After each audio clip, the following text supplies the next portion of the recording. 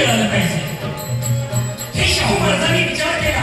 मग तो साई असेल, माई असेल, देवी असेल, तांबोळी असेल, लोहार असेल, केदार असेल, कुणी असेल, यांना शिक्षण मिळालं पाहिजे.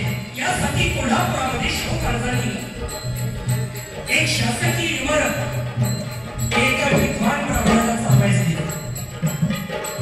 दिवसामागे दिवस चाललेले आणि 10 वर्षानंतर शाहू महाराजांच्या लक्षात आलं की आपण त्यांना बोर्डिंग चालवायला दिली.